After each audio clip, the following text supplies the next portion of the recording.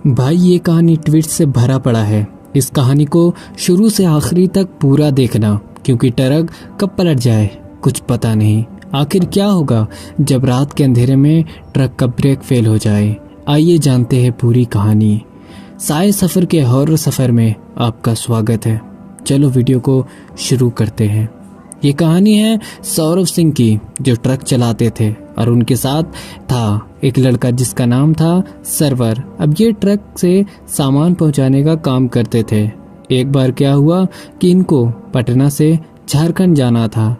रामगढ़ के एक जगह है, तो ये दोनों मस्त गुरु और चेले निकलते हैं पटना से झारखंड के लिए। रोज़ की तरह वो रास्ते में रुककर कुछ खाते हैं और आगे बढ़ते हैं। 6 घंटे के बाद ये पहुंचते हैं रामगढ़ घाटी, और अब अंधेरा भी हो चुका था। इस घाटी के 10 किलोमीटर के बाद ही इनको सामान उतारना था, लेकिन होता कुछ और ही है। ये जैसे ही उस घाटी में पहुंचते हैं, सौरभ को आगे कुछ दिखाई देता है।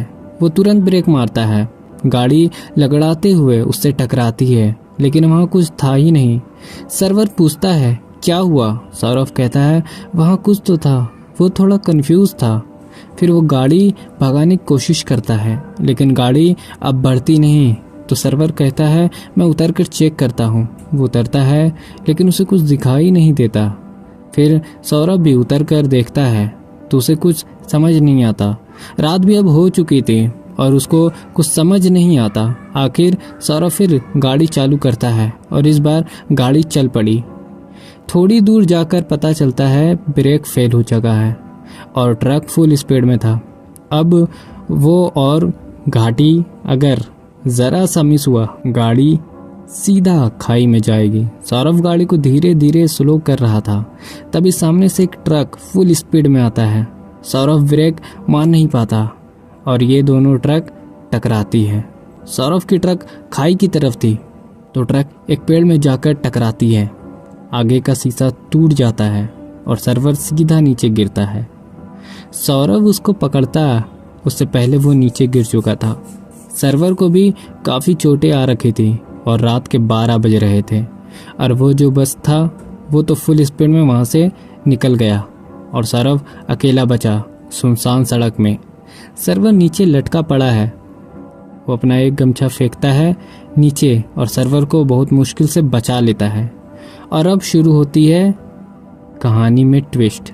अचानक झटका लगता है और सरवर नींद से बाहर आता है। पता चलता है कि वो सपना देख रहा था, लेकिन इनका बस भी खराब होता है। सरवर को कुछ समझ नहीं आता, लेकिन वो समझ गया था कि अब ब्रेक फेल होने वाला है। वो तुरंत सौरभ को रोकता है और ड्राइवर सीट पे वो जाता है। फिर सौरभ नीचे उतर कर चेक करता है कि क्या हुआ, गाड़ी क्यों खराब हो गया। जब वो देखता है तो उसे कुछ नहीं मिलता। सौरभ अंदर आता है। सरवर कहता है कि शायद ब्रेक फेल हो गया है। सौरभ कहता है अरे अभी गाड़ी सर्विसिंग से आई है, ब्रेक फेल कैसे हो जाएगा, तुम हटो, हम चलाते हैं। सरवर कहता है मेरी बात मानिए, लेकिन सौरभ नहीं सुनता और गाड़ी स्टार्ट करता है। और सरवर ब्रेक चेक करने कहता है और चेक करता है तो ब्रेक ठीक था। सरवर को कुछ समझ नहीं आता। वो अब गाड़ी लेकर ठीक ठाक अपने जगह पे पहुंच जाते हैं, लेकिन अब सरवर से सौरभ पूछता है तुमको क्या हुआ है, क्योंकि सरवर कुछ अलग हरकत कर रहा है। सरवर उसको कुछ जवाब नहीं देता है। फिर सौरभ कहता है चलो अभी आराम कर लो, सुबह निकलेंगे। वो दोनों सो जाते हैं, लेकिन सरवर थोड़ी देर में उठकर बस के ऊपर बैठा था। सौरभ देखता है कि सरवर तो कहीं दिख नहीं रहा। उसे ढूंढता है, कहीं नहीं मिलता। थोड़ा दूर जाकर जब बस की तरफ देखता है तो वो देखता है कि सरवर ऊपर बैठा है। उसे वो नीचे बुलाता है और अब सौरभ को कुछ तो गलत लग रहा था। सरवर पे वो लोग सुबह होने पर निकलते हैं और अब सरवर पटना अपने घर पहुंचता है। जैसे घर में जाता है, सरवर के पिता के पास सौरभ का कॉल आता है।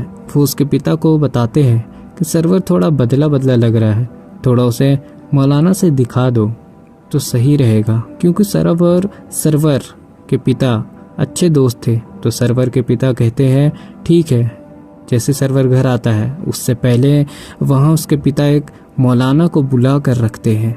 अब होता है कहानी की शुरुआत। सरवर कमरे में आते ही अपने कमरे में जाने लगता है। ऐसा तो पहले आता था और अपनी माँ के पास जाता था, लेकिन आज वो अपने कमरे में जा रहा था। जब उसके पिता उसे बुलाते हैं तब भी वो नहीं आता और अपने कमरे में चला जाता है।